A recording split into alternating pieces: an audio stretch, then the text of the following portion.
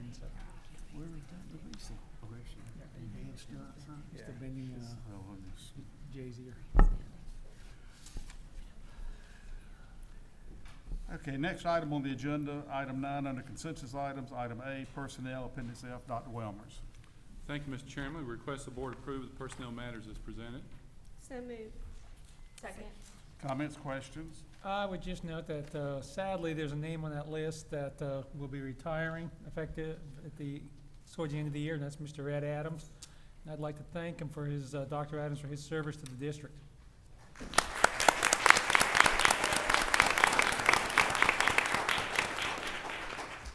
We join with you in that. Thank you, Dr. Adams. Any other comments, questions? All those in favor, please say aye. Aye. Opposed? It's approved. Item B, beginning teachers recommended for standard professional 2 license, appendix G, Dr. Welmers. Thank you, Mr. Chairman. Once again, I'd like to present these individuals for approval. Move for approval. Second. Comments, questions? All those in favor, please say aye. Aye. Opposed? It's approved. Item C, budget amendments, Mary Hazel Small. Thank you, Mr. Chairman. I recommend the board's approval of these amendments. Move for approval. Second. Comments, questions? All those in favor, please say aye. Aye. Opposed? It's approved. Item D, change of school assignments, appendix I, Dr. Holliday. Thank you, Mr. Chair. Members of the board, request this routine release of students whose parents are employed by neighboring school districts. Move for approval. Second. All those in favor, please say aye. Aye. Opposed? They are approved. Item 10, under old business, policy for second now we get to the exciting stuff. Policy for second reading, new policy on head lice, 8600, appendix J, Mrs. Nichols. Well, while it's listed as new policy, the procedures are definitely not new. We've had them in place for years.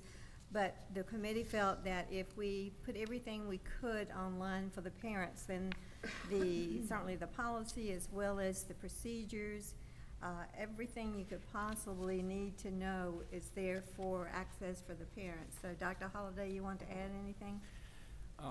You've done a very good job, Madam Vice Chair. This is exactly like Mrs. Nichols said. This is our procedure that we adopted to policy, and it is congruent with state Board of Health policy as well. So now, if our parents need to know exactly what we're doing with this problem, they can go straight to the policy manual. So I'm asking for approval. This is on for approval. Move for approval. Second. Comments, questions? All those in favor, please say aye. Aye. Opposed? It is approved. Thank you. Item 11, under new business, item A, Wilmington Early College High School Memorandum of Understanding, appendix K, Dr. Holliday. Yes, thank you, Mr. Chair. Members of the board, request that you approve this routine renewal of our memorandum of understanding with Cape Fear Community College with our early college, the Wilmington Early College High School located on the north campus. Move for approval. Second. Questions? All those in favor, please say aye. Aye. Opposed? It's approved. Item B, Teachscape License Renewal Sole Source Resolution, appendix L, Dawn Brinson. Request that the board approve the Teachscape sole source resolution. Move for approval. Second. Questions? All those in favor, please say aye. Aye. Opposed? It's approved. Item C, Apple Sole Source Resolution for DC Virgo Preparatory Academy, appendix M, Dawn Brinson. Request that the board approve the Apple sole source resolution for DC Virgo. This is for devices for their upcoming 6th graders for next year. Move for approval. Second. Any comments or questions? Yeah, I guess the question is, are the students taking them home now at Virgo? I don't believe so. Okay.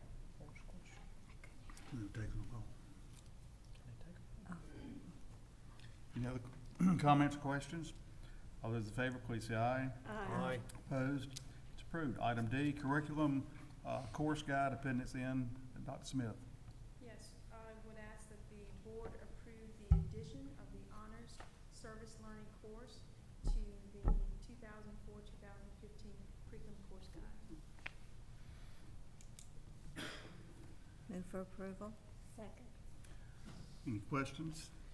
Those in favor, please say aye. Hang on, Aye. questions? Oh, excuse me, Dr. Hickey? You can go ahead, Tammy.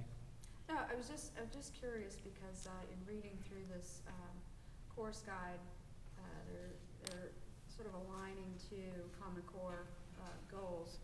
And I don't know if I'm sure you're aware that there is a little bit of ambiguity as to whether or not our state is going to continue with Common Core.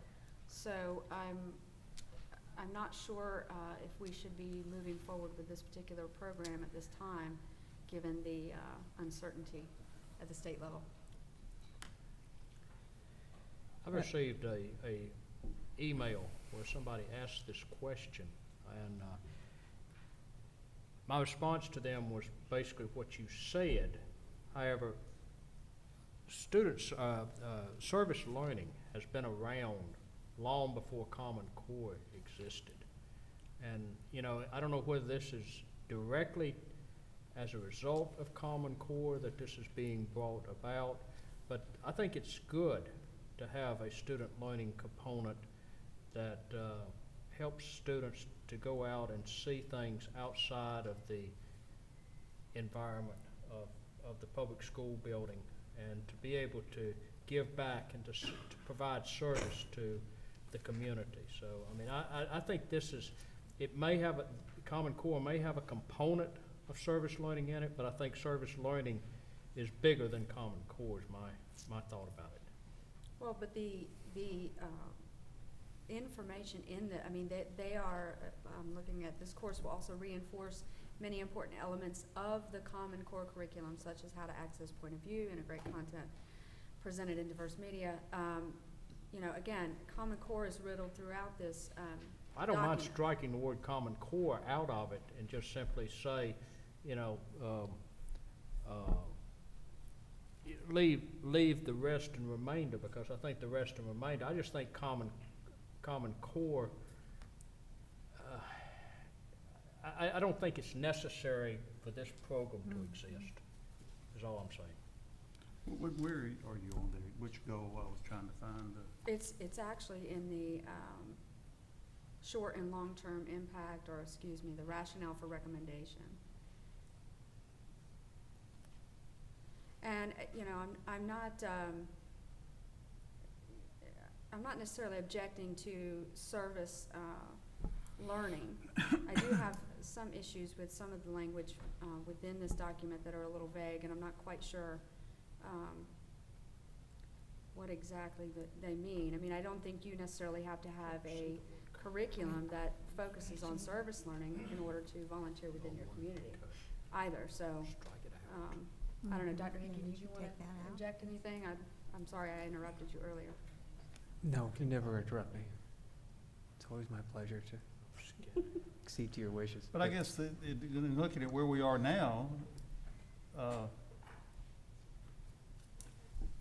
things have not changed yet as far as what Raleigh, I guess that's what you're referring to, what may change based upon this committee they're setting up. And The state has recommended an academics review or standards review commission. right, And if that, during short session is approved, they will be, it's my understanding, they'll be scrapping Common Core and Yeah. replacing it with Yeah. state standards that are developed Right. by the state of North Carolina. So, you know, and if you move down, there's Common Core state standards, ELA literacy.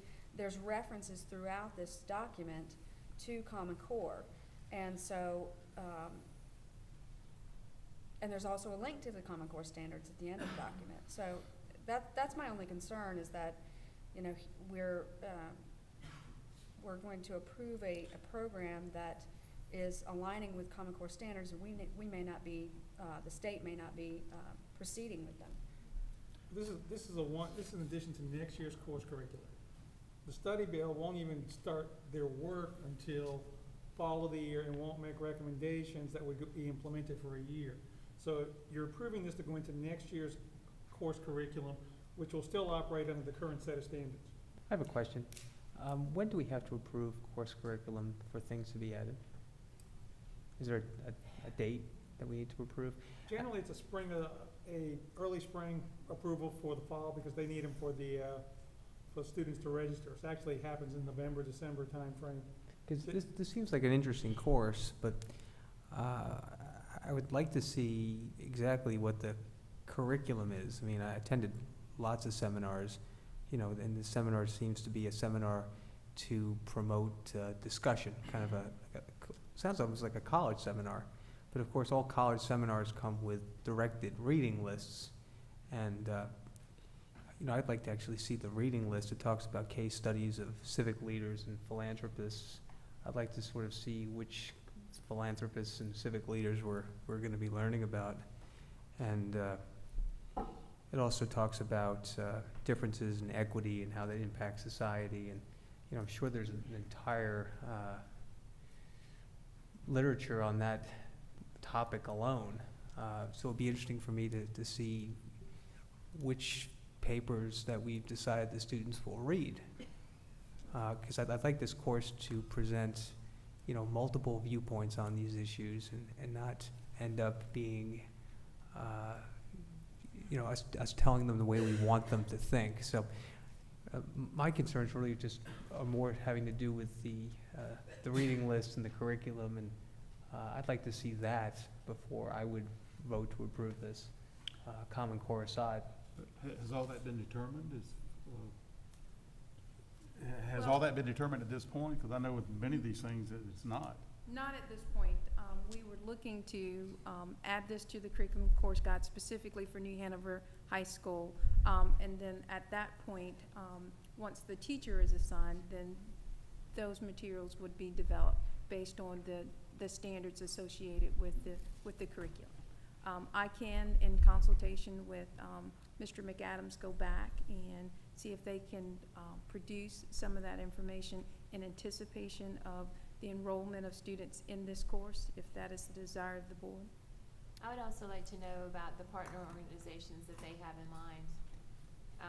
It says that they're gonna have 2 days of classroom time and then 3 days of service time on site.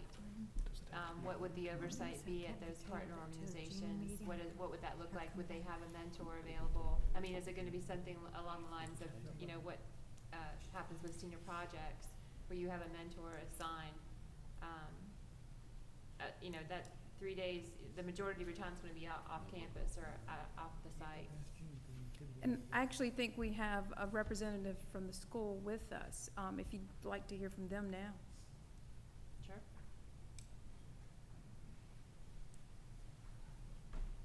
I was talking. There's a reference to when you get down here. Hi, I'm Elizabeth Feltz. I'm an English teacher at New Hanover High School, and I helped create the document that included the original the original standards in the document. To answer your question about mentorship, we've already started developing relationships around the community in which students will have a leadership role at different sites and a mentor on site. So a part of the curriculum standards excuse me, include multiple mentor evaluations, and as well as the teacher coming and visiting the student on site to ensure that this is a successful participation from the student. Because I teach English 4, so I definitely understand, you know, just getting a signature, that's not at all the purpose of this. Do you have a list or some organizations that you can share with us that you have already developed relationships with? We've started a list actually on New Hanover's site this past summer, starting to develop some of those relationships, including the Children's Museum. Children's Museum is definitely one that wants to engage students in leadership roles, as well as different organizations around downtown, including the Full Belly Project, Salvation Army. So we haven't been able to solidify, unfortunately, those partnerships until we have approval of this course. But we have currently a list of over 30 places around downtown that are interested in having students work as volunteers over the course of the semester. And as far as I know, you had a question about readings. In the documents that we submitted, there was a list of readings that potential readings that we submitted as well. There was a list of readings. Yep. If you scroll up to the top of this one, it might have actually gone to the bottom of this one. Sorry, it looks a little bit different on mine. There was a list of potential readings. Mr. McAdams, do you mind if I grab it?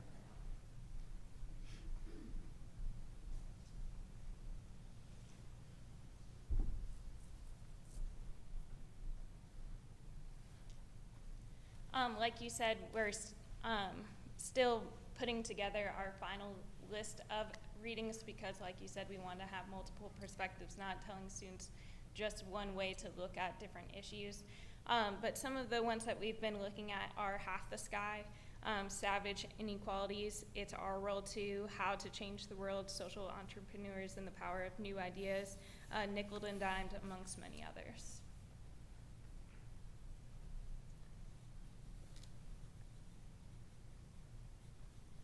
What's the criteria for these readings? What's the criteria for the Yeah. readings? What's the criteria of selecting these books? So we're choosing readings that best will align with the standards that we've created in our curriculum guide. So looking at which ones will best promote responsibility, service, citizenship, ethics, and help them in real life situations on site as well.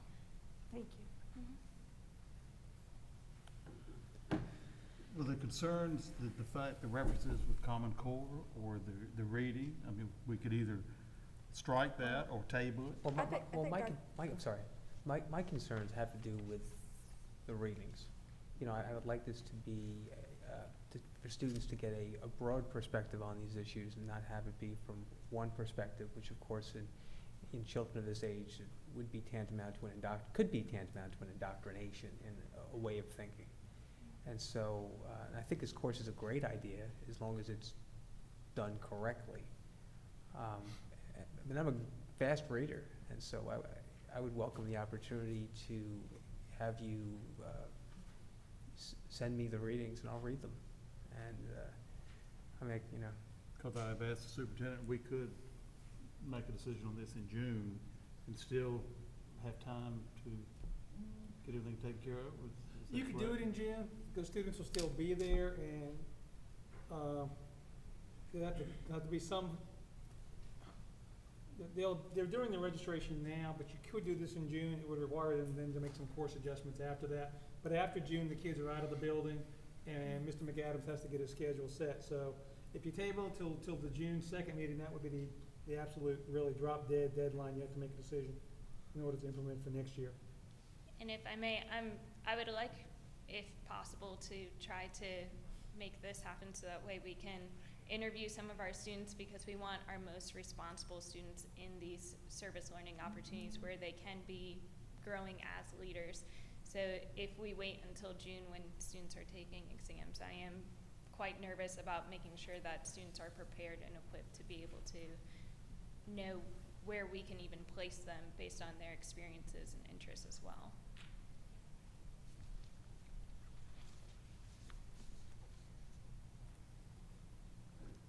We have a motion and a second, then we also, say if we wait till June, that's gonna not allow you time.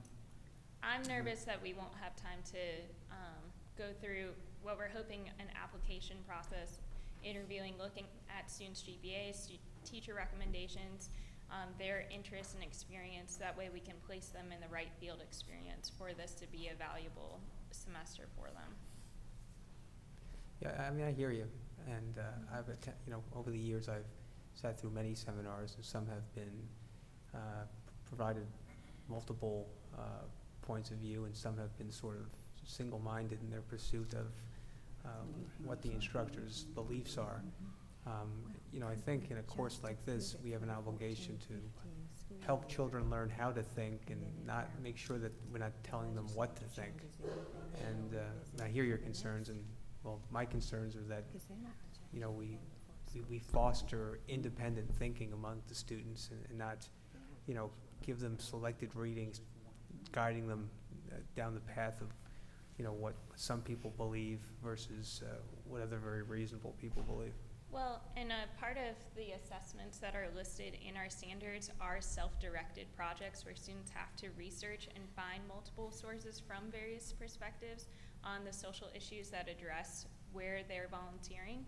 So that's another opportunity for them to look and find various perspectives, as well as the perspectives obviously offered by their volunteer sites in which they're going to be partnering with. So it won't just be one, because I definitely understand, one type of teacher is teaching it, you can get into that dangerous zone. But a lot of our assessments are self-directed, especially the e-portfolio that students put together. So they will be conducting research and finding various credible resources that offer perspectives on different social issues. Well, Mr. Hayes, I mean, I'm okay with approving it, but I would like to receive a copy of the readings that are decided on. And, if I find that they're biased to one way of thinking, Well, what I was going to we'll recommend hear about it. I was talking to Ms. Nichols, and this is just for 1 year. And by that time, with the committee that's being formed, things may change dramatically, but at least we'd have this approved for 1 year, and then, like you say, we can observe it and possibly, even without the change from the legislature, that, we might make changes. So we do have a motion and a second. So having said that, it would just be, Is that, so we're gonna leave the wording associated with Common Core? well, that's the way things are now. So until things change, Well, I mean, I'm just simply saying, though, that we can offer this and not tie it to Common Core. I mean, you don't have, Well, but that still doesn't address Dr. Hickey's concerns about about the readings that, well, I know what Nickel and Dime says, because I've read that book. I know what the leaning of that book is. Didn't you say there's an entrepreneur book? Yes, sir. If you want me to read the Yeah, if list you again, don't- I'll be happy to do that. Half the Sky, Savage Inequalities. It's Our World Too. That's a book that focuses on how teenagers around the country have implemented different service learning opportunities, How to Change the World, Social Entrepreneurs, and the Power of New Ideas, and Nickel and Dime. Those are potential readings for us, but we're still, as mentioned earlier, once this course is approved, we can finalize a list of readings. well, again, and as she said, the potential readings, they haven't developed a final listing of the. Well, the only one on that readings. I'd have a problem with would be Nickel and Dimes. I've read that, and I know where their leaning of that one is. But other than that, but I'm not gonna micromanage how classes are taught as long as they are, as Dr. Hickey suggests, as long as there's an opportunity for broad-based discussion. There's not an agenda Right. to be taught. And of course, if we find out there is an agenda being taught, that's a whole different story. I think our only agenda is to make responsible and responsive students. If that turns out to be, yeah, well, like I say, we could go ahead and approve it for 1 year, revisit it.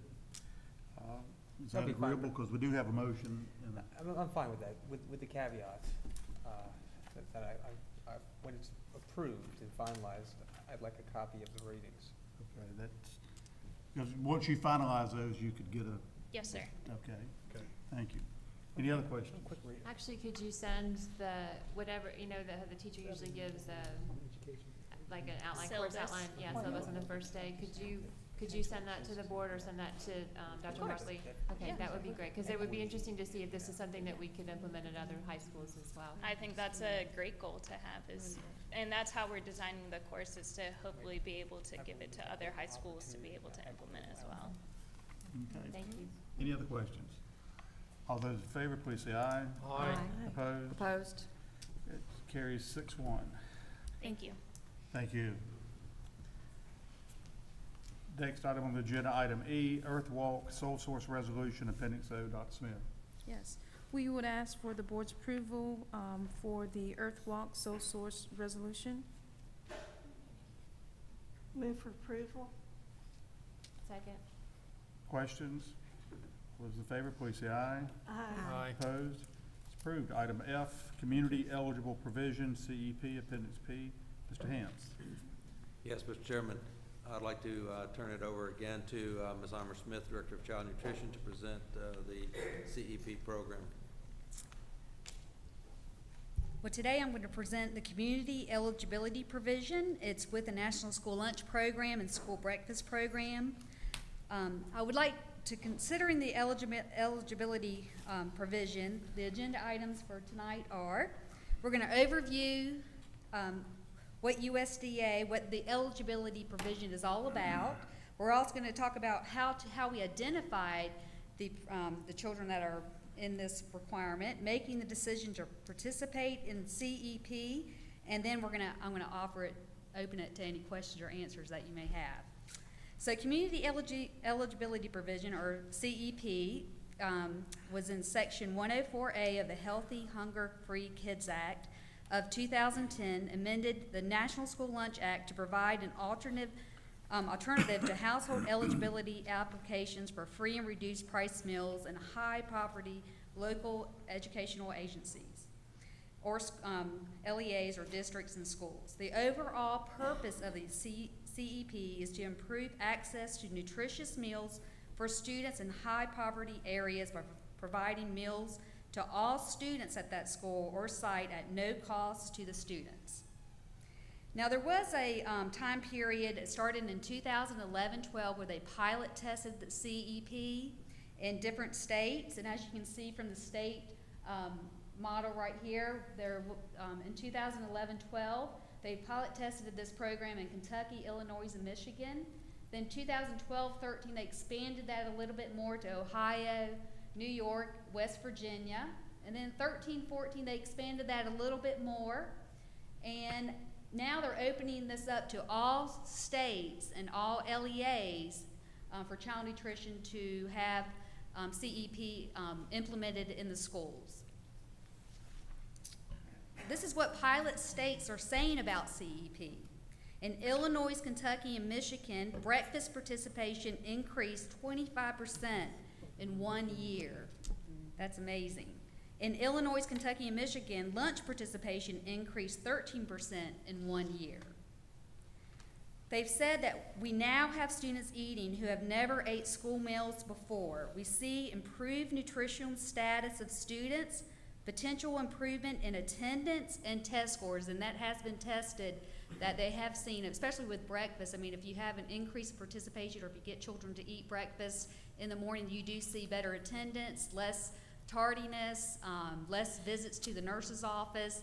Kids feel better about themselves. There is a new study that's showing that bullying does decrease if students feel satisfied and have had something to eat for the day. Participation in CEP has strengthened our school nutrition program financially by expanding participation and increased revenue. The requirements to participate in the CEP is that LEAs must meet requirements as prescribed in the rule, which I'll talk a little bit more about.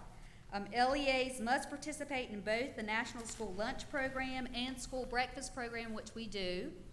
LEAs must be in good standing with administrative reviews, which we are.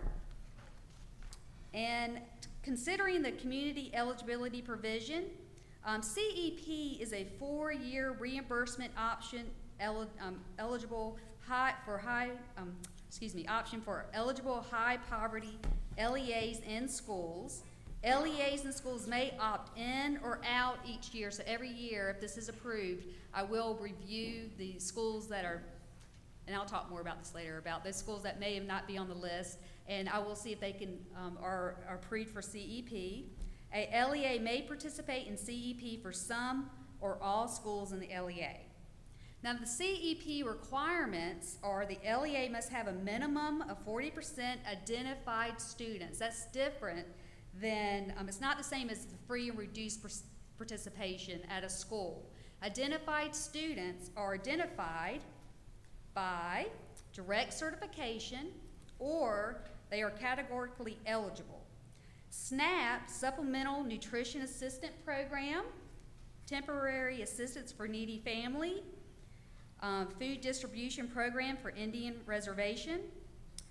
They are also identified by if they're homeless, if they're runaways, if they're migrants, if they are on the Head Start program or Even Start. Also, they're identified as if they are a foster child, not already in DC, direct certification, and if they're not a non-applicant student approved by the LEA, which means that a principal, at times, we will approve a child if they are known to be, fit one of these categories, and maybe their parent is not filling out an application. The principal does have the ability to fill an application on their behalf, but it is monitored very closely. Now, determining school eligibility, the percentage of identified student may be determined by, and the equation's there. We look at the identified student as of April 1. April 1 is an important date. And then we take that, multiply it by 100, and look at the total enrollment as of April 1st. The percent of identified students is then multiplied by the USDA determining factor of 1.6, and that can change from year to year. Right now, this year, it's 1.6. Enrollment is defined as number of students with access to the National School Lunch Program and School Breakfast Program enrolled in the school as of April 1, 2014. So this is what we did. The magic number is 62.5% identified students. All meals are reimbursed at the free rate. For percentages below 62.5%, meals are reimbursed at a combination of the free and paid rate. So I'll give you an example of this. Let's just say that a school has 563 children or students with access to the National School Breakfast Program and National School Lunch Program as enrolled of April 1. 353 students are determined to be identified students. The School A has identified student participation of 62.7. So the magic number is 62.5%, which will identify the school to have meals at no cost. So 62.7 is multiplied by that factor, 1.6, which tells me that 100% of those children at the school will eat free, breakfast and lunch. So then if you, and at that rate, we will have, we will claim those meals for the month at a free rate. The schools that we identified that met the category were Freeman, College Park, Forest Hills, Mary C. Williams, Mosley Performance Learning Center, Lakeside, Winter Park, Alderman, Gregory, Lake Forest Academy, Sunset, Snipes, Williston, Wrightsboro, Virgo, Howell Pre-K, and Johnson Pre-K. Now these are the identified schools. Now we did have 6 schools that were near eligible, which means they did not meet the 62.5% number or 40% identified children. And those schools are Bradley Creek, Castle Hayne, Holly Shelter, Myrtle Grove, New Hanover High School, and Pine Valley. They did come very close. They were right under that mark. Some of them were right under the mark of 40% as identified students. So if we can encourage more parents to fill out the free and reduced application, or we can get more qualified students as in the identified category, then we can get these other 6. We could look at these other 6 next year. Okay. So if we look at this, you're asking me, well, why can't we just make New Hanover County Schools all free? Well, New Hanover County Schools has an ADM of 25,797 students. The total identified students were only 8,870 students. That came up to only 34.38%, which meant that they did not meet that 40% identified student number that we needed to. Now, what I did was I took all the eligible schools and all the near eligible schools, and the ADM came out to 10,528 students. Only 5,641 students were identified under the identified student category, and that came out to 53.48. And then I took all the eligible schools and looked at those, and we have 17 schools that are going to qualify. There's 5,795 students. Identified 3,931, and that came out to 67.83%. So we can serve all those 17 schools free breakfast and lunches. CEP requirements: the LEA must agree to provide meals to all students at no cost. LEA must agree to cover with non-federal funds any cost of providing no-cost meals to all students above amounts provided in the federal meal reimbursements, which, when I looked at the numbers, we will make the mark. I don't see any schools falling behind. The reimbursement will cover the cost.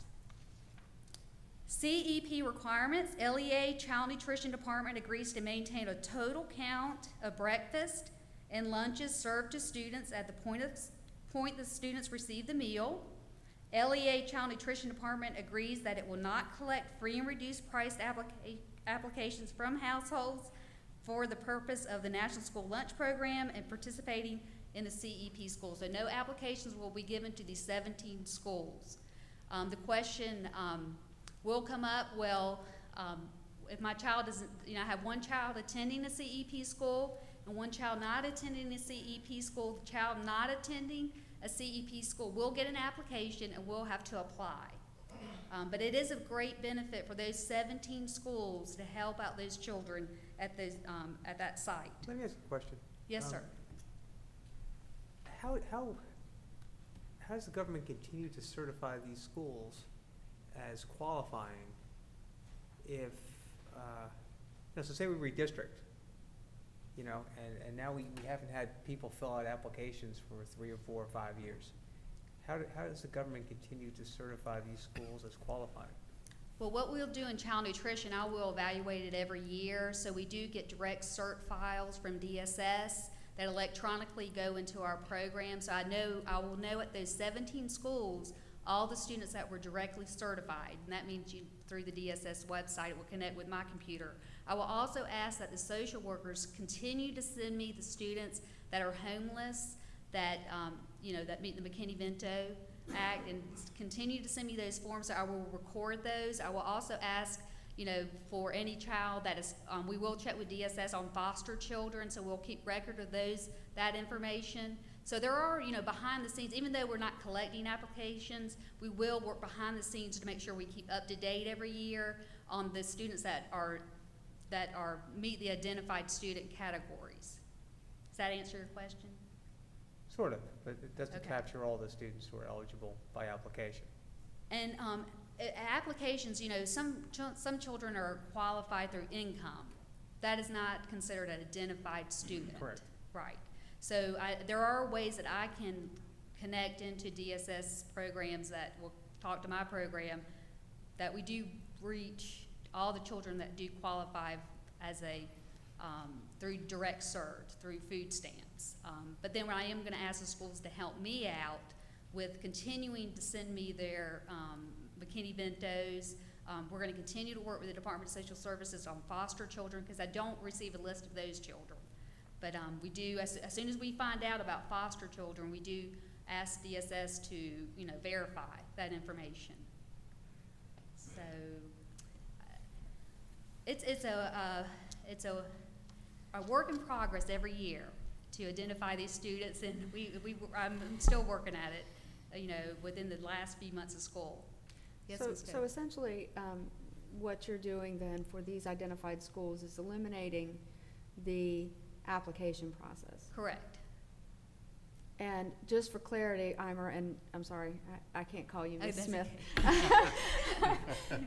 Eimer's daughter and my voice go way back. So, with all due respect, I understand. I have a real problem with the word "free," with the terminology "free," because as we know, this is a federal government program, and I would prefer that we term this taxpayer subsidized, because essentially this money comes from the taxpayer, and it is not free. There is no such thing as a free lunch. Right. And that's why I said at no cost, but I guess. At no cost, and free really bothers me because it is paid by the taxpayer. So what you're saying is that the schools that are identified, it eliminates the application process. Correct. Correct? Right. But then it also provides, though, no one would be paying for a lunch. So the I mean, kids all who, children the kids who Right. would normally pay, would whose not. parents would have to normally pay, are now getting to go for free. A tax subsidized lunch, Yes. taxpayer subsidized lunch. The whole 100%. school. Correct, correct. Okay, didn't, want to make sure you understood that. Oh, I understand Okay, it. because you didn't say that, you just said, No, without I the understand it. application. I'll let Eimer finish her presentation, and then I'll tell you what I think of it. Well, let me ask Ms. Smith a question. I can call her Eimer. you I can call her understand. Miss- No, no. I'm happy with the formality. The last bullet point provides potential labor savings. Do we actually see that would come to fruition? I mean, you know, part of the lunch line is someone checking if you're qualified for a government subsidized lunch, or if you actually have to pay for it. Taxpayer subsidy. Whatever.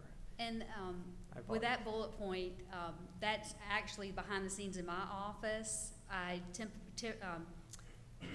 At the beginning of the school year, I do have extra folks that come in, temporary help that comes in. I have to hire at least 4 individuals to come in and process all 12,000 applications. And this will help eliminate that labor cost What savings. happened to lunch person in line who's like, you know, collecting money? Like, you don't need those people anymore, do you? Yeah, we don't have to make bank deposits not unless they get by a la carte sales. You know, Okay. there's still gonna be a la carte sales. You All know, right. with child nutrition, the federal government only subsidizes us about 45%, so the other percentage we have to make on our own. Well, that's a good question, though. If students at these 17 schools do not have to pay for their lunch, But they have to pay for extra chips and ice cream. well, no, that's what I'm getting at. Wow. Why are we offering à la carte if they don't have to pay? I understand the theory when they have to pay, that if I've got so many dollars to spend, I'm gonna spend them on pizza instead of a nutritious meal. Pizza is nutritious. Well, that's still debatable. I know it's Covers made all of whole four grain, Got but everything. anyway. It's whole We grain, apologize no to the fat. Italian Well, people how in the about audience. all those hot dogs they're eating? Yeah, corn dogs. But anyway, so, two things. Why would we have to continue to have the à la carte? And number two, do we even now need somebody at a cash register? Why? We do. Number one, to answer your first question, not all children have to participate in this program. So you have a choice. You don't have to. I mean, there's a lot of free things out there in the Why world. would if you wanna not? take advantage I mean, of it. if I didn't have to pay $2.25 a day for my 3 kids to go to eat, do you think I, as a parent, I'm gonna tell the kids, hey, you eat what they got. Yeah, well, it's amazing. We have a lot of parents, like I've said prior to my other presentation, that do not apply for the free and reduced application. Well, I know that, but that that's could a apply. whole psychological problem. Well- I mean, I've talked to, and I know that that's a psychological problem. They don't want to acknowledge it. But my question is, if everybody in the school can eat for free, why do you need a cashier? The federal government requires us, and I think in my prior slide to this, it says LEA Child Nutrition's agreed to maintain a total count of breakfast and lunch, and the federal government says that we have to do that after the child receives the meal. There has to be a point of service there that we can record and tally the meals Well, and make sure that they have the components. Why don't we give them a card and they scan it and, as they go through, they scan the card. Everybody's got a card. The federal don't government, it requires us to have so many components on a breakfast meal and a lunch meal. So we have to have someone there that knows how to count the components. At breakfast, we're counting items. We have to make sure they have at least a fruit or a vegetable, which you guys know that, if you eat lunch with us. You have to have the federal government requires us to make sure that children receive either a fruit or a vegetable if they're gonna get a reimbursement meal, they have to have a fruit or a vegetable on their plate. And do So they I have tell to have them- someone there. But that's, When they're taking it, that they're not gonna eat it, that's when, there's a lot of systems around the country And now we can go opting into out. more. but the thing is, if you've got a human being who's putting this stuff on the plate, then it meets the requirement. We have to give them a choice. It's an offer versus you search. No, you don't. We have a new generation out there, don't we? They love to make choices and they love to make decisions and. Not if they don't have to pay for it. And there are some children out there that probably have allergies to certain food items that we have, so maybe they just want to buy something a la carte, like a piece of fruit. So that's why we do offer a la carte items too. So we pay a cashier for the few people who may, okay. Well, I also have to tally the meals and make sure they have the components. I mean, I think in this digital age, we can do that without a human being. Well, if So I I'm can gonna sit there, change. 1, 2, 3, 4. And it takes a lot of cashiers. They do have to. It's a very They said they complicated weren't gonna job. be They have to know making the bank ounces deposits. and the grams and. I'd like to if it's whole apologize for grain starting this and- discussion. Yes, okay. I could go on. Okay, the advantages of CEP. All students receive no-cost breakfast or lunch. Eliminates over-identification issues for students. Improves nutrition to students at risk. Potential for attendance rates and test scores improvements, which has been proven before. Reduces paperwork at school district level. Simplifies meal counting and claiming. Provides potential labor savings and increases breakfast and lunch participation, and they have told me to estimate about a 10% breakfast increase and a 5% lunch increase. The disadvantages of CEP are potential financial issues with less than 100% reimbursement is at the free rate, which all our 17 schools are going to meet that free rate, 100%. School SFAs not collecting paper applications to determine individual student economic status, so that will affect a few departments, but they have given them tools to use for other departments that do use our free and reduced percentages to help students out, but there are ways that they can help families and help children get approved for certain programs that they're offering. Schools and other departments must identify other procedures to determine economic status of individual students, which I've just talked about. And to summarize, to be eligible, a student cluster of schools or SFA must have a minimum of 40% students directly certified, categorically eligible for free meals. Students participating in CEP must provide breakfast and lunch at no cost to the students. And just a final note, the school nutrition administrator must work with the LEA officials and the school board to determine participating in CEP. New Hanover County Schools would like to approve the eligible schools identified to take part in CEP. And that's Now can the I end tell of you what my- I think? Do we have any questions? Now can I tell you what I think? Mrs. Koval, would you like to go first? Tell us. Okay, I'd like to add to your disadvantages of CEP, and I'm gonna take a little playbook, a page from Dr. Hickey's playbook here, because I'm probably gonna be wildly unpopular for saying this, but, one of the concerns that I have is, oftentimes we look at these programs and we think, you can wrap a program around a child and pass it and everybody's happy and it has great, potential. But the unintended consequences of programs like this concern me. And one of the things that bothers me with this is that eliminating the application process eliminates the parent essentially from the process. And as a school system, we have seen over the years, and you just said a few minutes ago that the summer service program has been in place for 30 years and no doubt expanded, correct? Correct. So I think the goal is to try to remove and eliminate people from dependence on programs like this. And my concern is that this program essentially shifts the responsibility from the parent as the primary caregiver to the school system. I think that's the wrong direction, and I'm concerned. Once we pass this type of program, we'll never eliminate it. And So there I you go. just want Chew to on add, that. meal charges, I could bring that up. Last year, we had a little over $100,000 worth of meal charges that parents did not pay. This will help eliminate. Well, I mean, I don't think the question is, can we do it? The question is, should we do it? And that's what I'm saying, is that the unintended consequences are that this creates a culture of dependence on a government entity to provide. And when you have children, over time, the expectation then becomes, it's the school system's responsibility to feed the child and not the parent. And, you know, we've seen that with so many other programs. And, you know, we talk about the importance of parental involvement within the schools and within the child's life, and yet we continue to pass programs that actually exacerbate that and take the responsibility away from the parent. And that's my concern, and I'm gonna get off my soapbox. Do you know how much of that $100,000 was concentrated in those 17 schools? Currently, we have, and I did put that together, and I think I send this out I have it right here. Right now, with April, if we did qualify the 17 schools, we are right now at this point about $63,000 with meal charges. With the 17 schools included, that's about $12,000.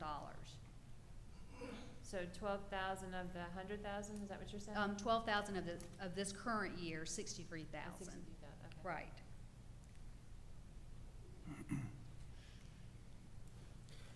All right, move for approval.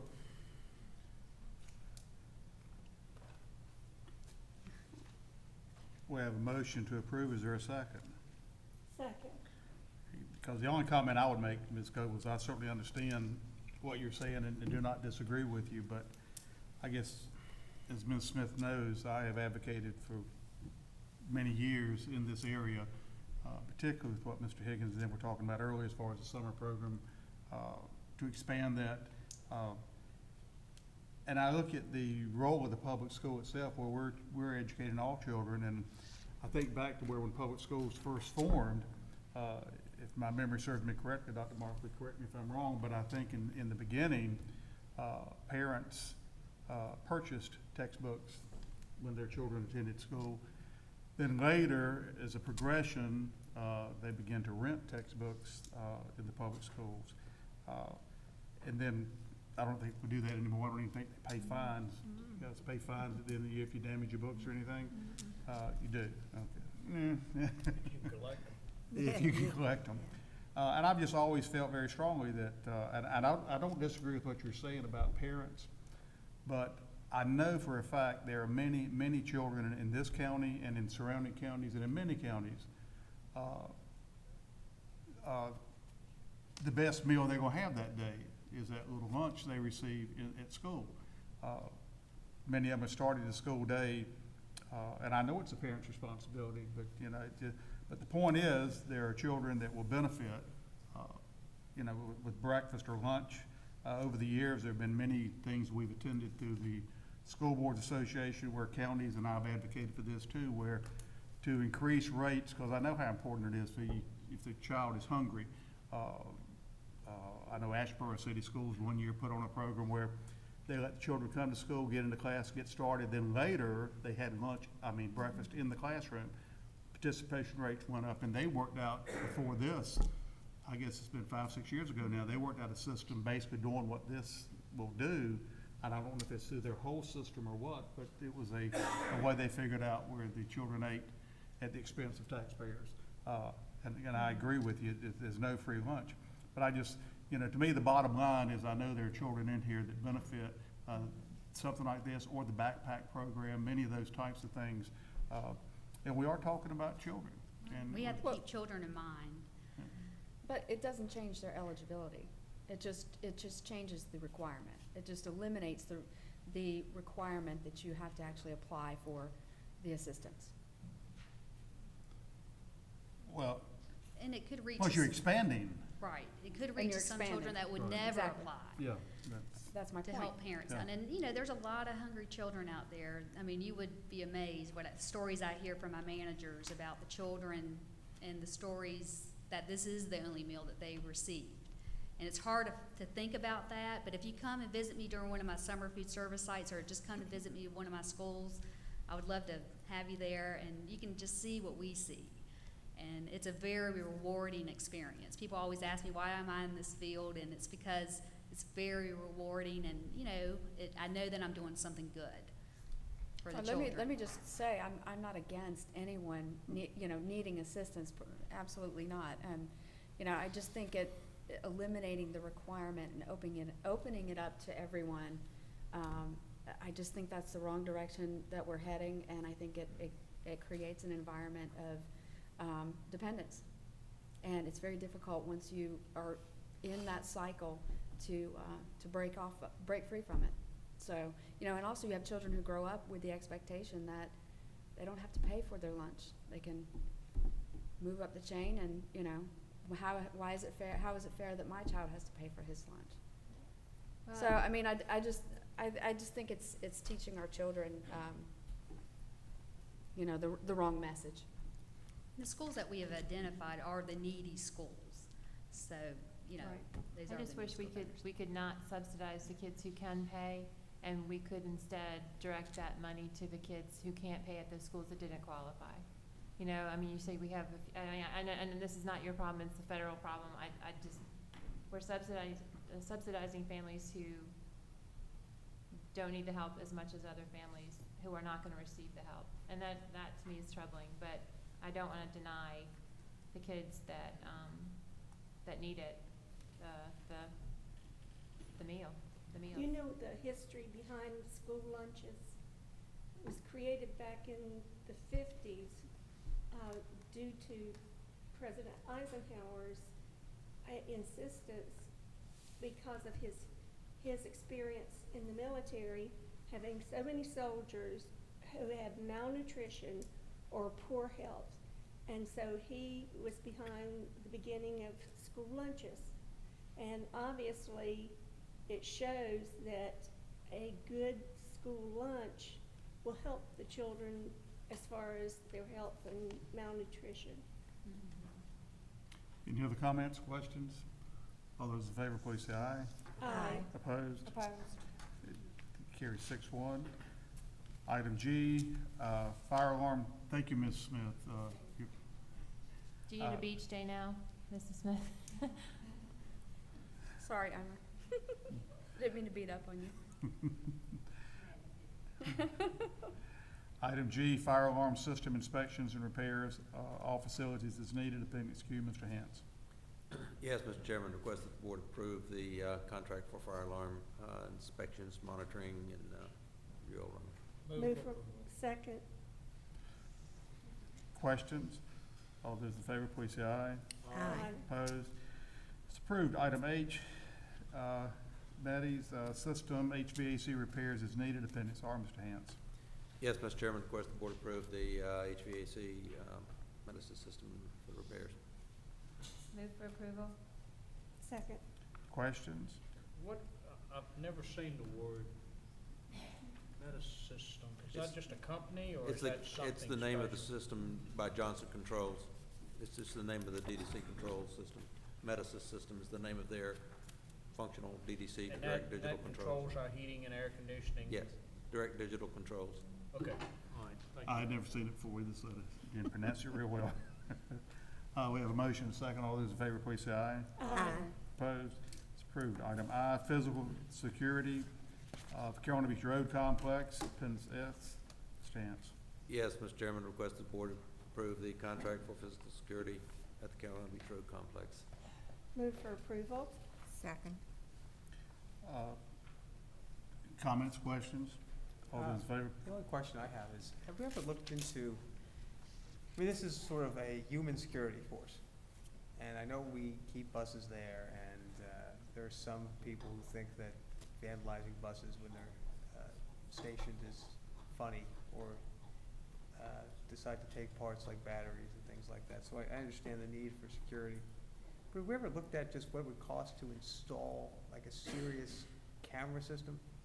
We are putting some cameras out there, and we have had security on and off. We've taken it away, and we've had to put it back because of vandalism, or because people are breaking in some of the maintenance trucks and vehicles that are out there as well, in the hopes of finding tools and things of that nature as well. So it's not just the buses, but the buses are a large component of it. And when we have taken the security away, the vandalism and the buses out of service the very next morning go up significantly. That's why we've kept it in the past. But we are, as part of the overall process of placing cameras in multiple locations, the Carolina Beach Road Complex is one that will have cameras placed out there eventually.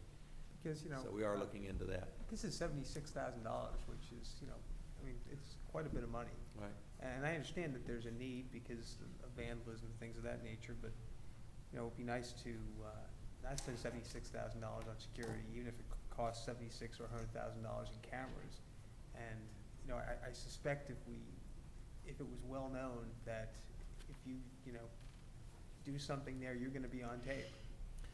That would be a reasonable deterrent, because criminals, I mean, you know, they're gonna go where targets aren't hardened. You can wear a mask, and then you're on camera, but you're wearing a mask. Well, we can certainly consider something like that once we get some, you know, a more robust camera system in place. The biggest impact, though, particularly when the buses are impacted, is the delay the next morning, because then you have buses that can't go on the routes are all delayed. You may have students that are remaining at bus stops because the buses couldn't get there. Well, I hear it's just a lot of money. And it's just It sounds like exacerbates Lisa's the- thought about this. Well, you can always get a lot of Yeah. change. Do what? So I'm a little concerned that Sounds you're like you thinking thought about about this. Not that I How wear to- masks how to often, break no, in. I was thinking like the camera, you know, the physical deterrent, I can see the point of the physical deterrent, because, you know. Of course, you could also put up a lot of chain link fences and get a lot of mean dogs and some Dobermans, whatever, put them in there. Yeah, like Would that do wouldn't it be a about lawsuit here? waiting to happen, you know. Didn't we have a problem at the bus garage where a number of tires were slashed and therefore we had difficulty getting enough buses to take the kids to school? I'm sorry. And when the batteries were off. They took, at Laney, yes. That was at Laney. That occurred at Laney. The tires were not slashed. The batteries. valve cores were taken out and the tires just went flat. That's Someone- actually funny. Someone thought that was real funny. Yeah, it's funny. It happened to about 55 vehicles at that point in time. Now, the batteries that were taken out, those batteries are heavy and there are multiple batteries in each bus, and so they were taken out and used elsewhere. That was just an outright theft. The deflation of the tires, could be considered a prank. That was some high school kids. Don't get any guarantee ideas, it guys. Sitting in the front row here. We don't park any buses at Any other comments or questions? All those in favor, please say aye. Aye. Opposed? It's approved. Item J, pump grease traps in kitchens at all schools and pump and clean septic tank at one school. Appendix T, Mr. Hance. Yes, Mr. Chairman, requested the board approve the contract for grease trap. Move for approval? Second. Comments, questions? I thought we don't cook with grease anymore. It's there, it comes out. It's unhealthy. All right. Any other comments or questions? All those in favor, please say aye. Aye. Opposed? It's approved. Item K, we pulled. Item L, solid waste recycling services, all facilities, Appendix V, Mr. Hance. Yes, Mr. Chairman, request the board approve the contract for solid waste and recycling. Move for approval? Second. Comments, questions? All those in favor, please say aye. Aye. Opposed? It's approved. Item M, Wrightsboro boiler replacement, Appendix W, Mr. Hance. Yes, Mr. Chairman, request the board approve the Wrightsboro boiler replacement. Move for approval? Second. I have Comments, a question. Mr. Hance, does Wrightsboro still have an oil, furnace, or was that changed whenever the school was renovated? Now, to my knowledge, we do not have an oil furnace. Chris Peterson is here.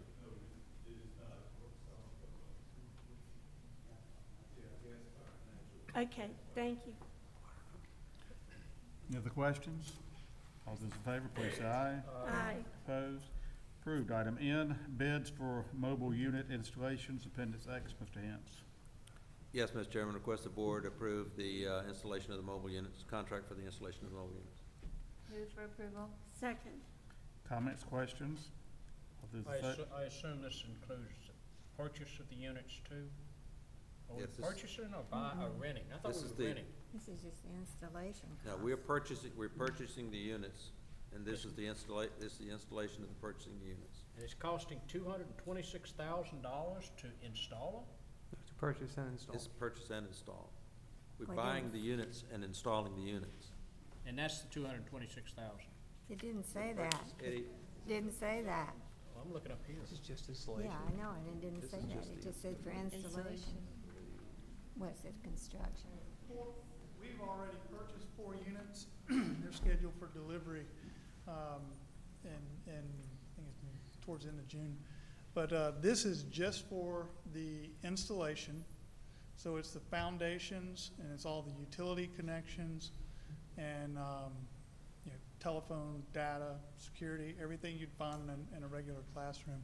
One of the reasons that these bids are a little higher than what you've seen before is we included the electrical service installation. We're actually feeding these units directly from the school.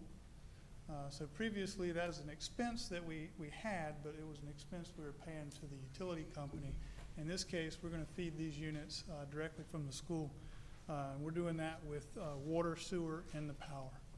We're spending $226,000 on 4 mobile units They're- installation? They're roughly, usually we anticipate about $50,000 a piece to get to complete installation. And about $15,000 of that is for the stairs and ramps.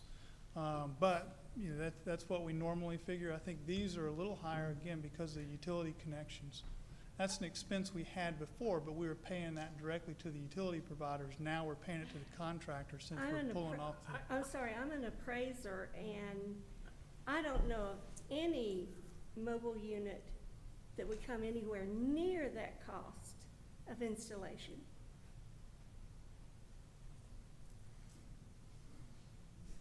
But this includes the sidewalk from the school to the mobile classroom? It does. This is turnkey. It includes all the site work. Maybe go over the site work some, that would better explain the expense associated with Well, this. it includes the footings and the foundations.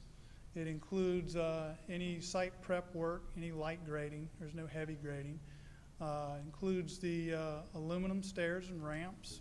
It includes all the plumbing, water, sewer connections, the electrical service to the units, any sidewalks that are added so the kids can access the building. This is on top of, how much did we pay for the units? The units, roughly $50,000 a unit. The units cost $50,000, it's gonna cost us $50,000 to install them? For brand new units, that's what we're. I mean, I don't have a problem with $50,000 for the unit, I understand that, but I just have a hard time envisioning that 250, well, now we're talking roughly $55,000, $56,000 in installation costs. We're Sounds like budgeting- somebody saw us coming. Well, we're budgeting we are budgeting $100,000 a unit for purchase and installation. And if we're And- just relocating one, then we're budgeting $50,000 if we're providing new utility services. Now, one thing with these units, there's actually a unit at Bradley Creek, but it's been there so long, there were no provisions for future units. When we put these 2 in, we are making provisions for additional units to be added so that the water, sewer, and especially fire alarm and your data communications, those provisions are there for future units to be added. So if we do come back and add 2 more units at Myrtle or Murrayville or Bradley Creek next year, it won't be as expensive. But that's some savings, but it's not Well, substantial. at one time, we were gonna put a quad unit. Would it not be cheaper to go ahead and put a quad unit in there? I mean, I understand you've already bought the units, but We were looking at putting in, it was actually more than just 4 classrooms when we were looking at moving students from Wrightsville Beach. But, you know, the only savings there, you'll save a little bit on your utility connections because now you're connecting gang toilets as opposed to individual toilets. You know, you'll reduce some of the stairs and ramps, obviously, but there wouldn't be a substantial savings there. it almost sounds like it's getting cheaper to build buildings than it is to put up mobile units. Well, they were put out for bid. I can't so- build a building for that price, I assure you. Well, I mean, These but- were competitively bid. I'm sorry? These were competitively bid, and you Well, can see the other bid prices. Yeah, I understand, but I still think somebody saw us coming down the street. I mean, I'm sorry, I just do not understand. I mean, you're talking about putting a foundation under a mobile unit. I mean, what do you mean by, Correct. I mean, there are people living in mobile trailers that don't have foundations. Well, these Have are, to, though. these are poured footings and block foundations that are brought up to meet building code. All right. Mr. Anderson, in the last 3 years, has this been about the typical price? This is consistent with what we paid for Wrightsville Beach. They were actually a little higher because they were put on piers. And Mr. Anderson, what kind of security is going to be installed when they are doing this? During the installation or Well, afterwards? no, afterwards. So here They- you have an we do have isolated a- unit. What kind of security does that classroom have? They have a motion detector in it. And it's tied into the building security system. Okay. Is it? And all the communication opportunities? They have, and we provide technology? in a mobile unit all of the services that you would provide in a typical classroom inside the building. Did we approach any local mobile home sales companies to see if we could get a better price from them? I did not contact anyone directly. We advertised publicly, but I did not contact them directly, no. I think in the future, it would be a good idea to try and see, since they're in the business of it. I know that it would be a lot cheaper. Right. We typically bid to a general contractor because they're carrying the appropriate license, plus all of the subcontracts fall under their umbrella. I'm not sure that a typical mobile home installer would be familiar with the technology, the fire alarm, the data communications that we require in the units. But that could be, I guess, if they have a general contractor's license, then they could bid on this. Any other comments? All those in favor, please say aye. Aye. Opposed? No. 5-2. Think it passed 5-2.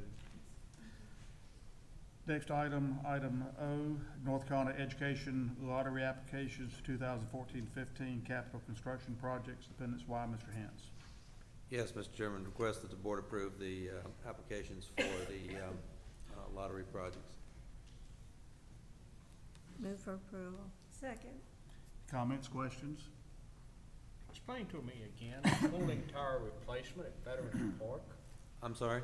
The cooling tower replacement at Veterans Park, I mean, explain to me again why such a new facility, we have to replace the cooling tower. Well, the facility's 13 years old. It's not really new.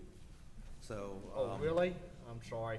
I consider 13 years old to be new. Well, it's a 13-year-old facility, and it's a lot of use. And they've had problems with the cooling tower. So they've determined that it needs to be replaced in order to function properly. All right, well. Any other comments, questions? All those in favor, please say aye. Aye. Opposed? Approved. Next item, we're moving item P till after our closed session, and we're moving item 13, our call to the audience, to this time. Then we'll go into our closed session. Under call to the audience, we have 2 individuals to speak, and then there were 14 or 15 signed up on one topic. And I would just like to say that the board policy is to allow 30 minutes for this time frame, just as if there were 30 minutes allowed at the other time frame. So if you would, other than the first 2 speakers, all the other speakers are speaking on the same topic. Maybe if you could shorten it a little bit, or if you want to get together, you rather just, the same thing many times where there's 14 or 15 people signing up for the same topic, there's a lot of repetition. Also, and I'm gonna have Mr. Bullard address this so that you'll know legally, the perspective of the board is that this is a public school board meeting, and as such, it's not a personnel meeting where we have to be careful what is said as far as names. In the past, that if a compliment is to be paid to someone, that's fine. But if it gets into whether it's negative, don't use names, because those people are not here to defend themselves. Mr. Bullard, anything you'd like to add to that?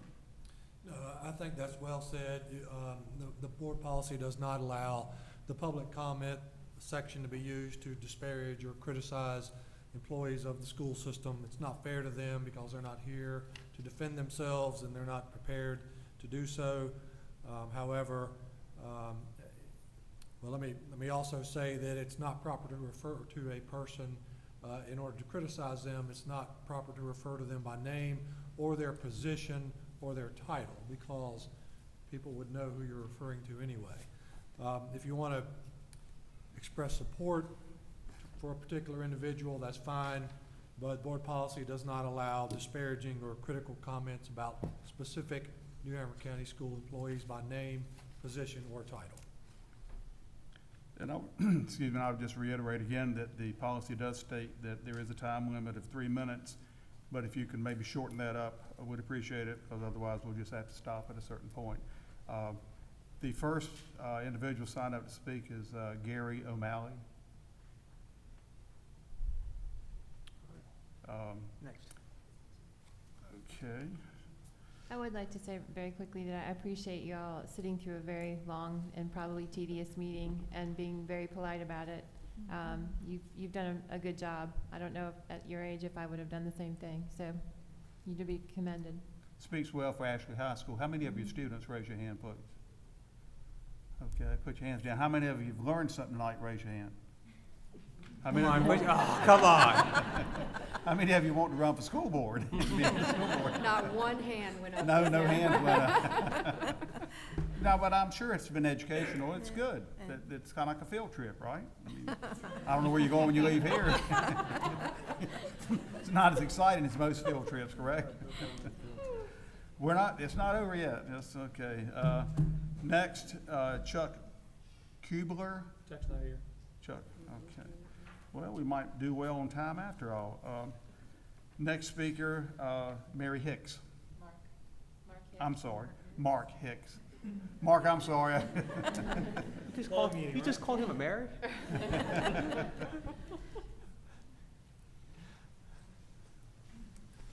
Good evening, ladies and gentlemen. I guess y'all know my name now. And I want to thank everyone from Ashley showing up today, and we want to thank you for hearing us today.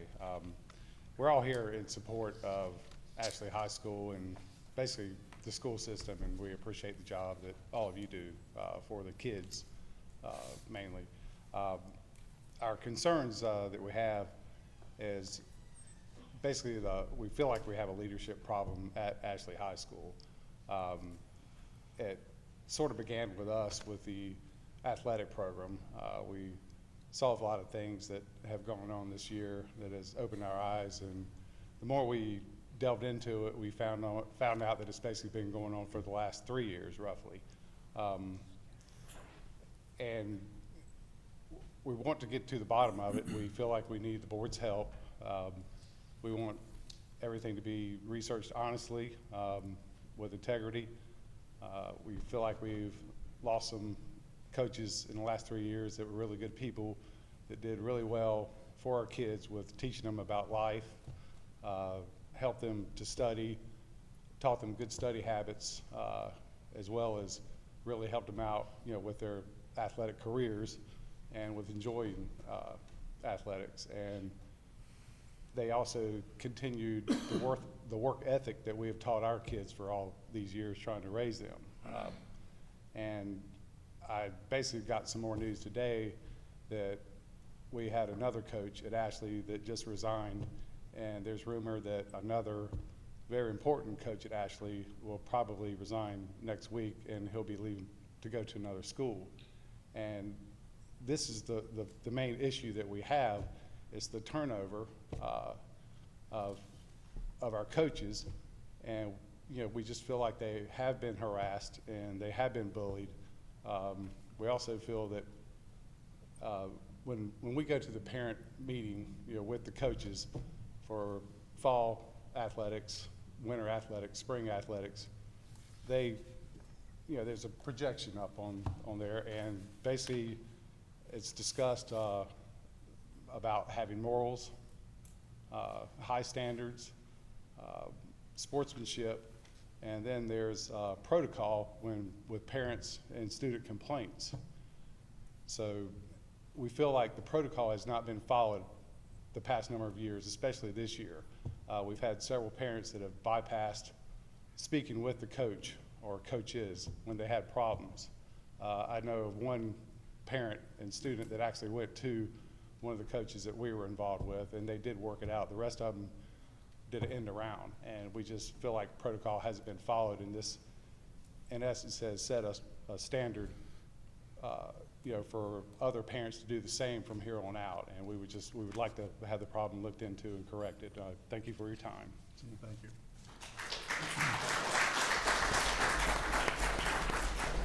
Next, Madison Heiser.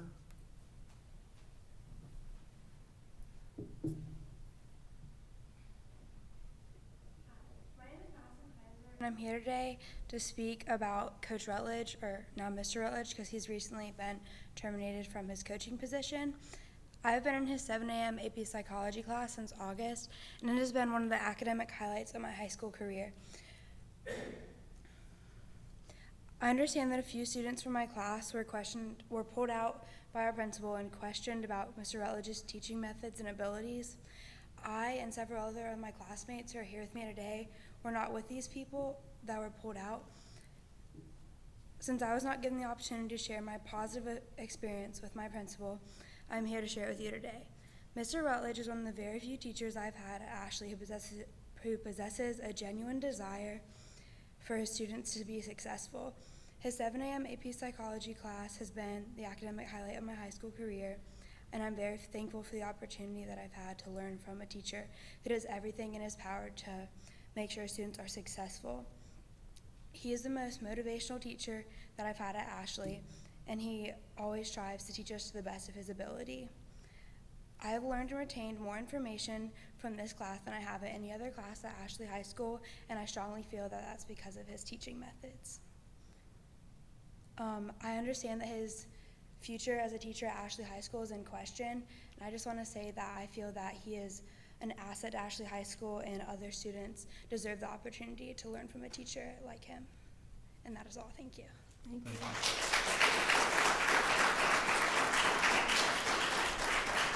Next is Vaughn James Rizzo. Vaughn? Been here so long you dozed off, man.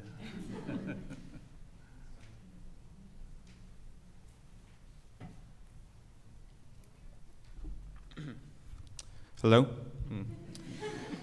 My name is Vaughn Rizzo. I'm a student of Coach Rutledge as well, former Coach Rutledge, in his first period AP Psychology class, and I would like to come here and speak about my experiences with him as a teacher. Recently, his teaching position has been put in question into the future by several accusations that I'm not going to address at the moment. But in my experience with Coach Rutledge, he is one of the most driven teachers I've ever seen. I've retained more information thoroughly throughout the course than I have in probably any other class ever. He thoroughly prepared us for the AP exams, and he's just a great teacher. I wasn't on the basketball team that he was retired from, but I've heard and seen so many great things coming from them under his guidance. I was walking away from track one day after school, and he was waiting in the parking lot, and I asked him what he was doing there. He was staying after school to give several of his basketball players a ride home after practice just because they didn't have a ride. He wanted to make sure that they were getting home okay. He constantly went above and beyond for his team and his students, prepared them for their SATs, gave them extra tutoring whenever needed, and a thorough kick in the pants whenever it was necessary. I feel like he is a valuable asset to Ashley High School, and it would be a mistake to relieve him of his teaching position. Thank you for your consideration.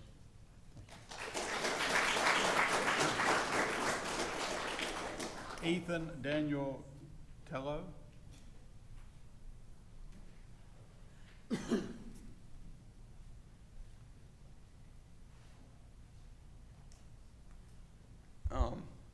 I'm also here in support of Coach Rutledge, or I guess former coach, as has been stated 3 times. But I didn't really get to experience with him as an actual coach for a physical sport, but his psychology class was one to be admired. I think that he thoroughly prepared us for any exam or really any problem that we could have with that kind of course. And I think the fact that we walked in to the AP exam with our heads high and knocked it out of the park is not a coincidence. He prepared us. We would study every night. He'd have us driven to do whatever we could to get better, to better ourselves. And I think it's really important to notice the fact that he's probably one of the best teachers that Ashley could ask for. And they'd be losing a really great asset if they got rid of him. So that's it.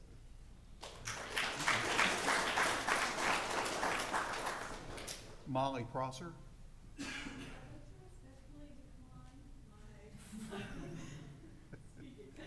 Okay. You have that right, Molly. Okay, Lily Flores.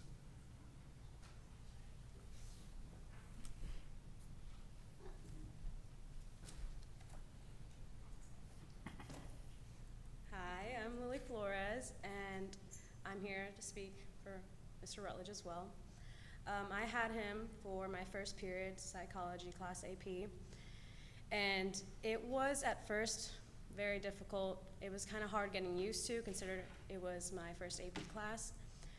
But considering it's supposed to be like a college course, it is expected of us to study a lot, and I guess some college professors, you get into college and they don't really try to specifically help you. And I guess Rutledge kind of helped us with that. But at the same time, we also had a great relationship with him when he could help us whenever we needed it. And I would say that I know more than another psychology student. My friend, she's taking AP Psychology online, and she did not want to take the AP exam because she was not prepared at all. But I know that most of us in our class, we didn't worry at all for the AP exam. And I think that's very important because it is a scary thing. But I think we learned a lot, and it's sad to know that a teacher might be losing his teaching job for doing his job.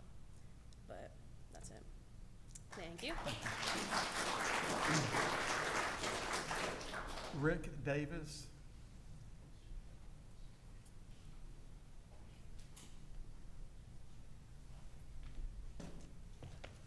Mr. Chair, Madam Vice Chair, members of the board, Mr. Markley. I'm here, you know, my son, Bryson, over here, attends there, he plays ball there. I love Ashley. It's a great school. Okay, I have concerns with regards to the administration, the athletic administration, as well as the leadership that's being given there. And right now, you know, I see a lot of folks that are here in support of Coach Rutledge. And just a few things that you probably hear about. And, you know, Mr. Holliday, I know you probably put your time up for me because I'll leave. But, you know, there is beginning to be a lot of, you know, I know there's a lot of distrust that's beginning to happen with the administration there, which is sad. It's really sad. And it's particularly sad when you have a group of young men and young women that are there trying to get an example from adults. There's no oversight on the behavior of the administration. The protocols of the athletic department and the board policy a 95-10 have never been followed. Okay? Not one basketball complaint was ever lodged with Coach Rutledge. Not one meeting with the coach had ever occurred. The administration there met with parents without allowing the coach to attend the meetings. In such cases, there was no doubt that the motivation of these complaints was to get someone's job and not to work things out. These complaints included things that were easily proven wrong after talking to players. After being proved slanderous, the parents were still allowed to lodge more complaints with no protection for the coach, with the coach. The decision was made that it was easier to get rid of the coach than to get rid of the persistent parents. That is a precedent that can set a school system down. After a rash decision was made, there was a lot of support that was made for the coach for the first time. After 14 days, there was a decision that was made public with regards to Coach Rutledge being there. And again, I would contest that it was motivated by the level of the work that it would take to get the complaining parents off of the administration's table. Since this time, Mr. Rutledge's teaching job has been threatened, and he's probably going to be dismissed from his teaching position. Despite all stellar observations, the administration stated that he would not be recommended for renewal. This is motivated, again, by what the administration thinks is best. Get its distraction off their table at the expense, of the students, at the expense of the students. And there was never a time or even a hint with Mr. Rutledge with regards to the coaching job. There was never anything that was really said about his teaching job until after the decision had been made with regards to dismiss him as a coach, that sort of thing. I'm here in support of him. My son, the young men over here, they've gotten used to the work ethic. They've played ball under his administration. They don't mind working hard, and he's gone beyond himself with regards to allowing these guys to get involved in public activities and such. A lot of community volunteering, and it's a great role model. Thank you for your time, and I greatly appreciate it. Thank you. Next, Darcy O'Byrne.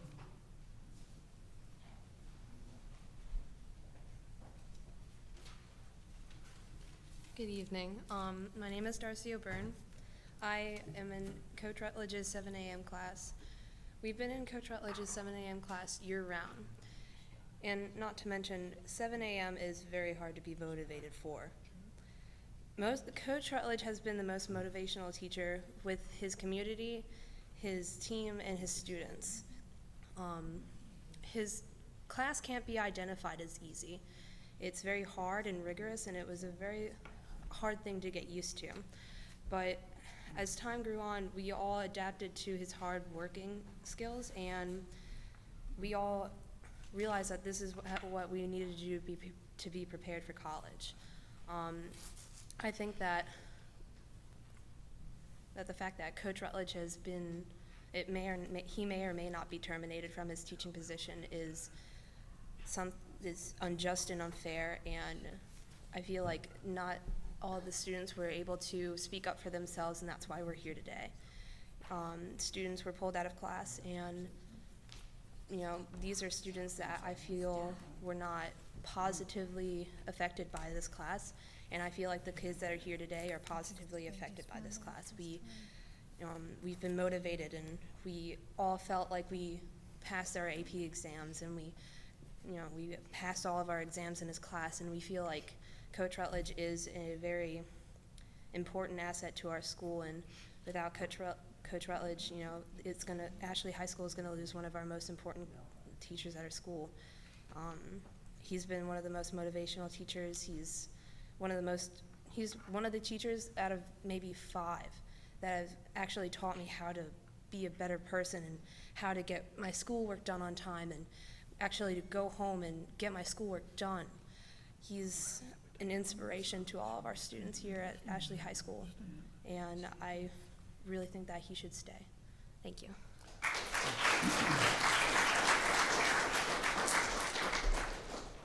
Before we continue, I've just received word from Dr. Holliday of a very very bad news. I don't know how many of you in here know Coach Joe Miller, who was the county athletic director for a number of years. He was a coach over at New Hanover High School for a number of years. I'm not sure where all Joe coached. I know it's Hanover for quite a while, and I mean, just the other night with the Walk of Fame, the athletic thing downtown, I saw him on the news in a tuxedo and so forth, and he looked very good. Joe spent quite a few years in our system, and we just received word that he has passed away in the last few minutes. So this time, if you don't mind, I'd like for us to all stand, please, and let's have a moment of silence.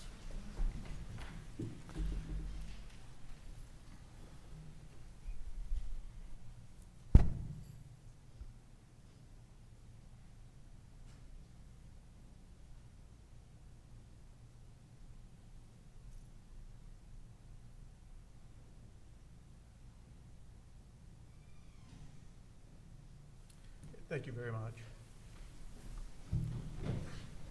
But if you ever knew Coach Miller, I know he was involved every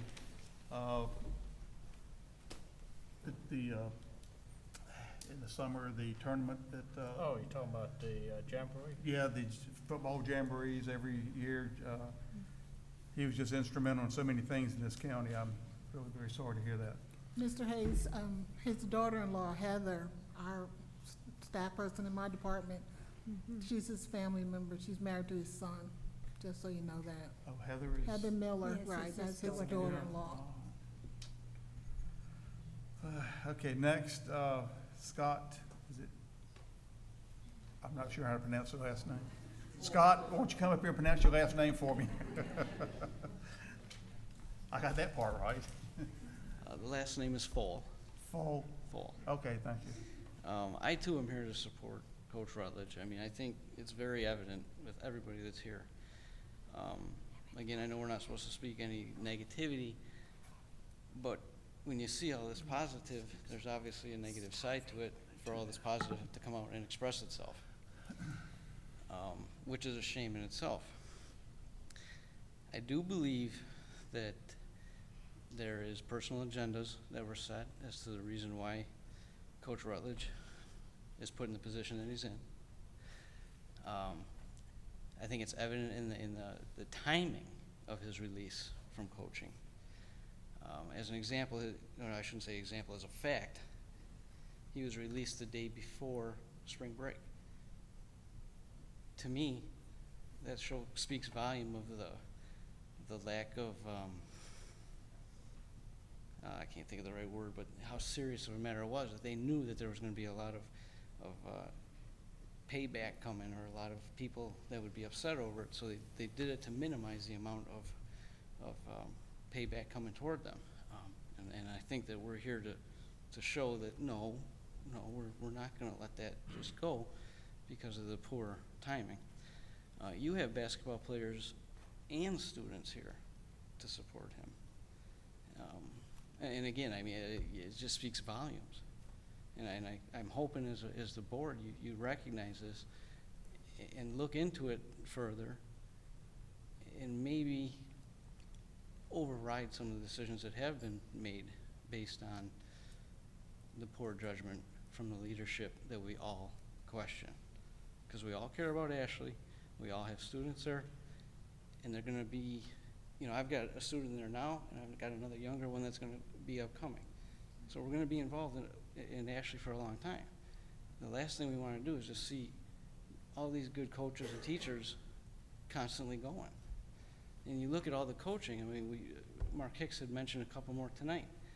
There's a common denominator as to why these coaches are going. I think the common denominator has to be recognized and looked into. Thank you. Next, I have Daniel Barrett. Okay. Trey Williford.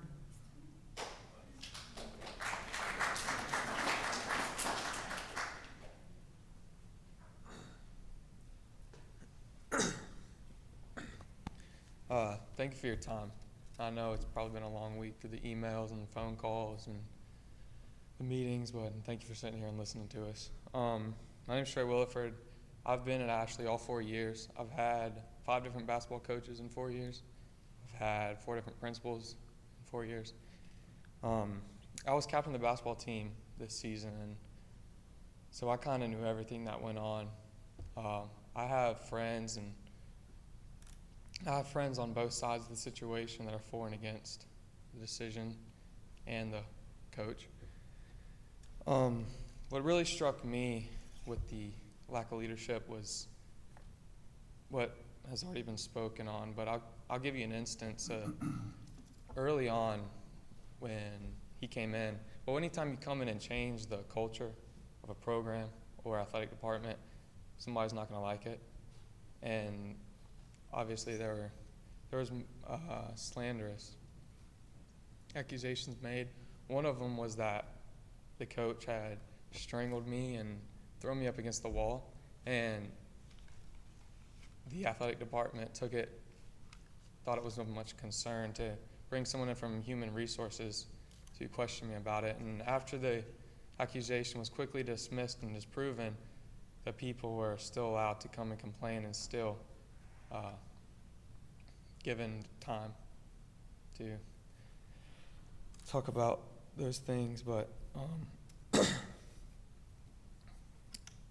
you know, I've had multiple meetings with people in the athletic department, people in Ashley High School that, you know, it bothers me, and I'm sure if I was a parent it would bother them too.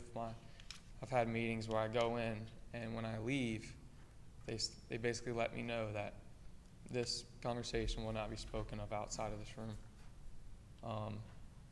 If someone asks me, I'm not going to know what they're talking about, and that's troubling to me. Even though I'm leaving, and it doesn't affect me, you know, if he stays or go in reality. You know, in a time where teaching benefits are lowering and we are losing teachers, we don't need to lose the good ones. And he's a good one. And I know you're going to hear like the emotional, and you're hearing from students and teachers and players, but I mean, just as a person, I don't know anyone who would give up more for people that can't give them anything else. And we're not asking for his coaching job back, but for the opportunity to stay in the building and have an impact on people's lives that most faculty members won't have. They just overlook students. For someone to actually have a hand in the development of young men and young character, it means something. Thank you.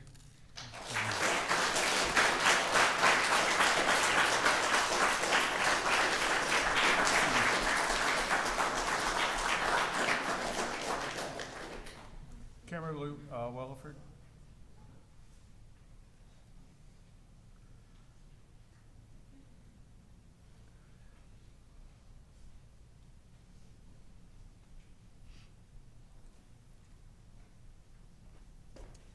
Sorry, I didn't know what my son was going to say. Don't start crying, because I'm going to start Yeah, crying really. worse. I've known Kim for, I don't know how many years. I've known Trey since he was little, so.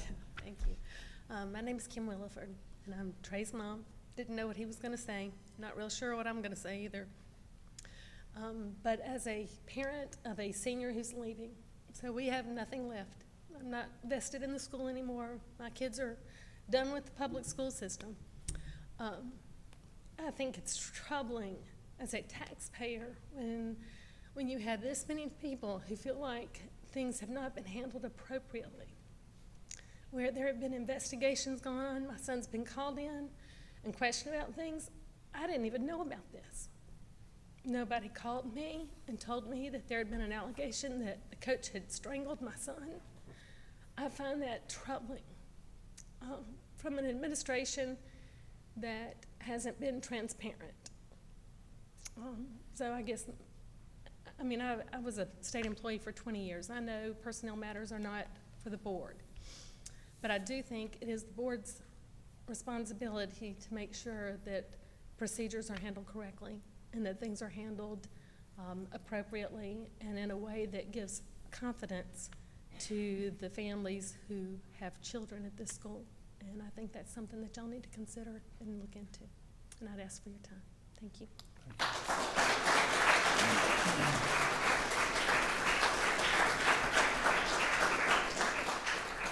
Lynn Sappho.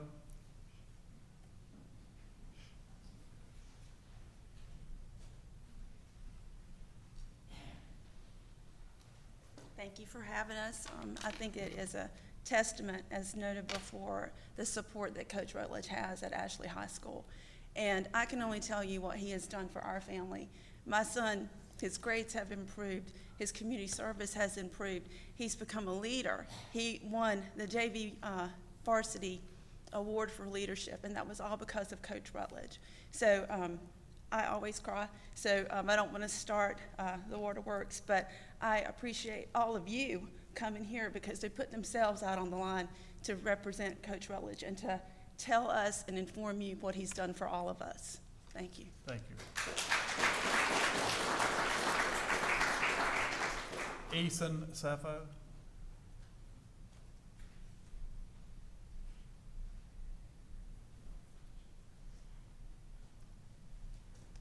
Hello, I'm Easton Sappho, and I just wanted to talk to you about like what Coach Rutledge has like done for me personally. Not like saying anything about like him losing his job or anything, but he's just had a huge impact on me and like what I've done this year, and like how my like first year at Ashley has like been like really great because of him, and he's helped me improve my grades. We go do stuff like outside of the gym and outside of like school, and we like help volunteer downtown every Thursday and like help feed people that are less fortunate than us. And he's helped me a lot with like my schoolwork, basketball, and just like anything I'd ever need. And it just seems really messed up the way that he's been released, and I just feel like it was wrong. Thank you for your time.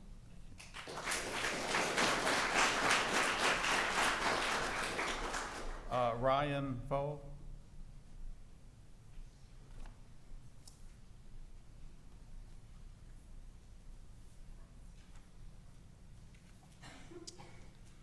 Hey, I'm Ryan Fall, and I played for Coach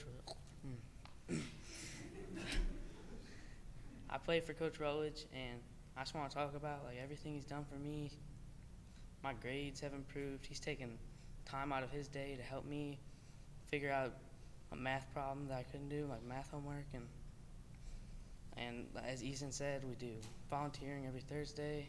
And just I can't even think of all the things Coach Rutledge has done for me, and I just want to know why like us as players never got a chance to like we never were asked anything about Coach Rutledge, and like it just happened all really quick, and we never got a chance.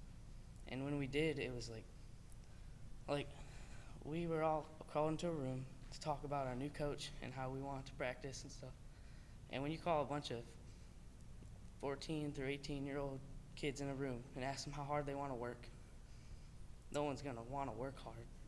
So I just feel like it was unfair and it just wasn't right. Thank you for your time.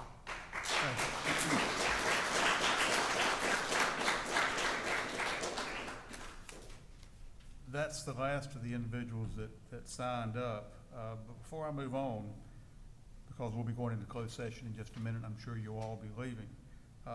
I would just like to compliment the students that are here tonight from Ashley High School and the adults that are with them. I think it speaks well, very well of Ashley High School and of our young people in general. I'm very proud to look at you as students in the New Hanover County school system. I'm sure there are other board members sitting up here that feel the very same way. You've been very impressive the way you've sat here. It's unfortunate that, well, maybe it's not unfortunate. I know it's like a field trip and I know you've enjoyed it to hear what goes on in a school board meeting.